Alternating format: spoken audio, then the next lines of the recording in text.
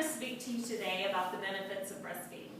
Breastfeeding for the first 6 months of life is recommended by the American Academy of Pediatrics. According to the CDC, the amount of women who exclusively breastfeed is well below public health goals. Research suggests that immediate skin-to-skin contact and rooming in after delivery can increase the chance of successful breastfeeding for the recommended first year.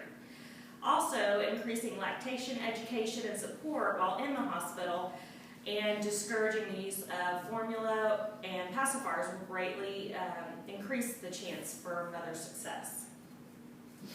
So our recommendations are the initiation of skin-to-skin contact after delivery, which will provide ample opportunity to breastfeed the infant. Encouraging rooming in of the infant and encouraging mother-infant contact will allow more opportunities to breastfeed. Encouraging the nursing staff to support and educate the patient while in the hospital and discouraging the use of formulas and pacifiers. So evidence to support the skin-to-skin contact. Research in England showed that skin-to-skin care can increase the success of the mother and the infant and the ability to breastfeed. Studies also show that initiating skin-to-skin contact for at least 1 hour after birth, the baby will not only latch on, but latch on well. Evidence to support rooming in is studies show that rooming in allows mother to respond faster and better to the signs of the baby being hungry. This can establish good milk production, and it can increase the chances that the infant will exclusively breastfeed. Studies show that increased support and education from the nursing staff before and after delivery can increase mother's confidence and success while breastfeeding.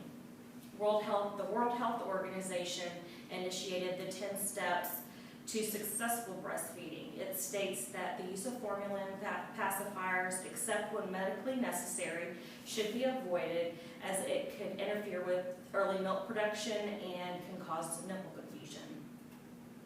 Through the initiation of skin-to-skin contact after delivery, rooming in after delivery, and support and education from the nursing staff, we can increase the incidence of exclusively breastfeeding infants for the first year.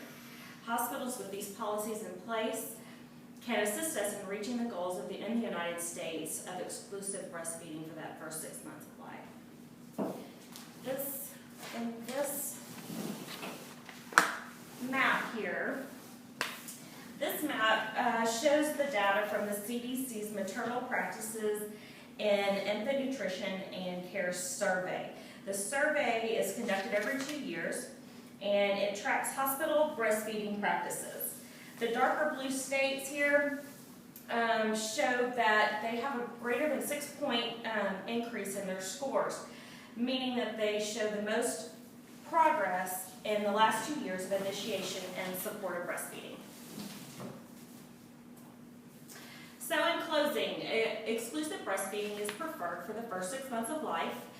It's supported by the U.S. government, the World Health Organization, the American Academy of Pediatrics, and the CDC.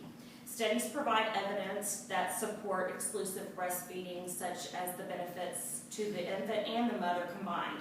Hospitals who support the goal of the World Health Organization's 10 steps to breastfeeding and who support evidence-based practices will ensure the successful initiation and continuation of breastfeeding for the first 6 months of life. Any questions? Yes, I was wondering, why is breast milk preferred over formula?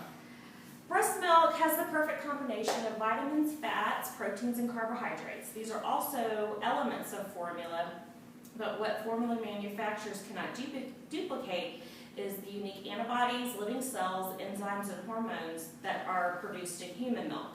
So these elements will help the baby fight infection and are more easily digested by the baby. As the needs of the child change, so does the breast milk. Okay. I have another question. What has the U.S. government done to initiate and support the breastfeeding initiative? The U.S. government has initiated the Affordable Health Care Act in order to make breastfeeding a priority in the United States. This act includes providing mothers with support, education, peer counseling, and the use of breast pumps through the WIC program. The Department of Labor is also working on regulation that will require employers to provide break time and private time for breastfeeding mothers to pump. This act also encourages hospitals to be baby friendly and encourage and support breastfeeding in their facility. Thank you.